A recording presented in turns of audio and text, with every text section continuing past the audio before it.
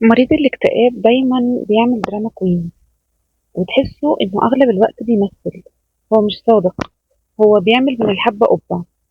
هو بعيد عن ربنا قوي، فدايما نقعد ننصحه انه يقرب من ربنا شوية، وده ضعف ايمان اللي عندك. مريض الاكتئاب عنده شيطان ملبوس، عليه مس، عليه سحر. كافر، ملحد، مجنون. مريض الاكتئاب عنده كل حاجة في الدنيا إلا إن عنده مرض محتاج علاج. معرفش ليه لازم نتدخل ونهبد اللي قدامنا في وشه في علاقته بربنا. ما احنا رائعين في لعب دور الاله. كل واحد فينا بيحط رجل على رجل وبيقعد على كرسي الحاكم ويسب اللي قدامه في دينه. فلازم ابقى، علشان انا ابقى كويسه ومحترمه ومتدينه واعرف ربنا، يكون اللي قدامي خاين. وانا كويسه فاللي قدامي سارق، فاللي قدامي كافر، فاللي قدامي قليل دين. غريبه قوي. هو انت مالك؟ هو انت مالك ولا انا مالي؟ ولا نحكم على حد بدينه ليه اصلا؟ ولا عمر سيدنا محمد قال على حد قليل دين ولا كثير دين وقال لهم لكم دينكم ولي دين؟ مريض الاكتئاب ربنا غضبان عليه. في نفس الوقت ربنا مش غضبان على اللي عنده كورونا او عنده كانسر او عنده اكزيما او عنده اي مرض بنشوفه بعيننا. ليه؟ لان احنا مجتمع مش بيقتنع غير باللي بيشوفه بعينه. فلازم مريض الاكتئاب يطلع لنا مخه، يحط قدامنا كده واحنا نشوف ان في فعلا عنده خلل في كيمياء المخ. بنفضل نلوم ونلوم ونلوم ونلوم ونلومه ونتهمه، وده بسبب الصورة الخاطئة اللي عطيها لنا الدراما. ان مريض الاكتئاب لازم بقى يكون تحت عينه سواد ويكون مربي دقنه ويكون منظره كذا.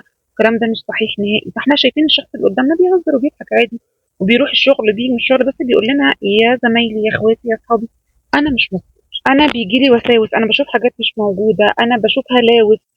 فبنضحك عليه وبنقول ان اكيد كلامه مش صحيح لانه ما وصلش لصوره عادل امام لما كان بيشد كله في الافلام. يعني يبقى هو اكيد كذاب، ما بداش يهرش في جسمه ويقطع هدومه. فبيزهق يا عيني الشخص من المجتمع اللي حواليه، فبيحاول يتعرف على ناس جديده فبتطلع اسوأ من الاول وبتستغل ضعفه ومرضه لاهواء شخصيه، سواء ماديه وسواء اي حاجه تانيه.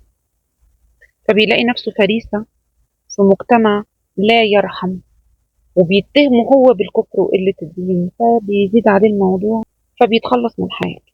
بيحاول مرة واتنين بيفشل وبعدين ربنا بيكرمه وبتنفع.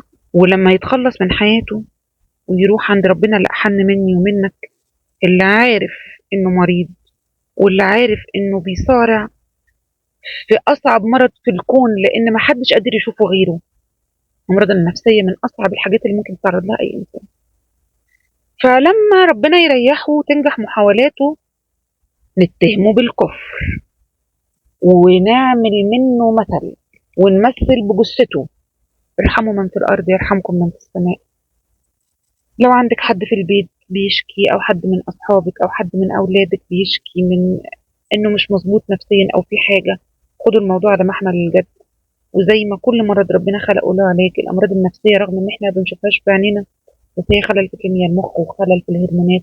والناس المتعلمة المثقفة اللي تعرف ربنا بجد فاهمة أنا بقول إيه. خلوا عندكم رحمة وارحموا عشان تترحموا. وحسبنا الله ونعم الوكيل. وكل من عنده مريض بمرض زي ده أو مرض هو مش فاهمه وبيقسى عليه، إن ربك لبالمرصاد.